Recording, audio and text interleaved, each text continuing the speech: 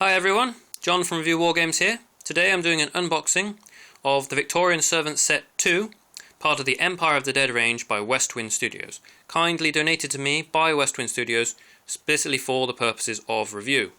Now, on the front of the standard clamshell packaging, we have a standard Empire of the Dead header, we have a label with the name of the miniature set, and a recommended retail price. Inside, you can clearly see we've got 4 distinct miniatures.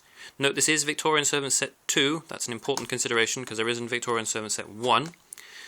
On the back here we've got standard Empire of the Dead back with a link to the website. Opening up the box,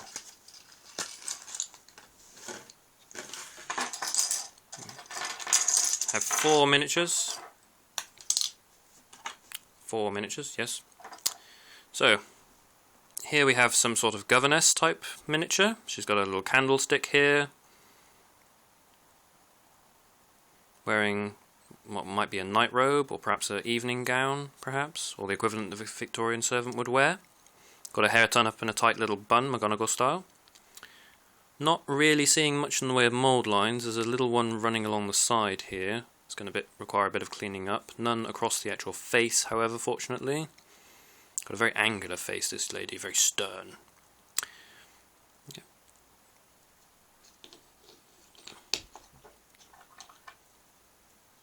Next up we have a sort of butler type character. He doesn't look very happy either, stood very firmly at attention. Again, we've got a mould line running around the side of the model and over the top of the hair. You're going to want to remove that on the hair there. My recommendation is to file horizontally and then with a crafting knife restore the depth of the grooves of the hair. So put it in between the follicles of the hair and run the blade along like I am with my nail there. That will restore the detail. It will show up very much if you don't do that, however. And down the side of the arm here on the sleeve and across the hand and then down the side of the trousers. Okay. Yes, he doesn't look very happy at all, does he? Okay. Next up we've got a maid. Scullery maid, I would imagine. She doesn't look very happy either, she looks very stern. This is not a happy group of people, and again I guess they are servants. Got a bucket included there. Doesn't look like that would detach terribly easily. But it might be possible if you're determined about it. Although I'd be worried about damaging the dress here. I think on the whole you're best off just leaving that where it is.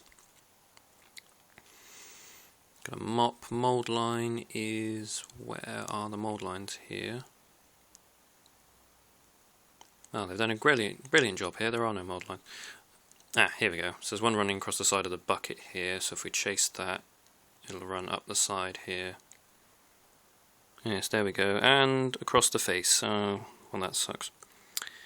Want to be careful. Use a needle file. Get rid of that mould line. And across the top of the hat here and coming down the other side. Not too bad, apart from on the face there, really. And on the side of the bucket, those are the 2 places you need to get rid of it. That's where it'll really show.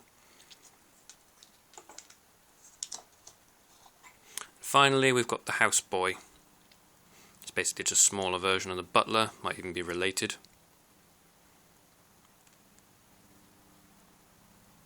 Got a very prominent mould line on his shoulder here.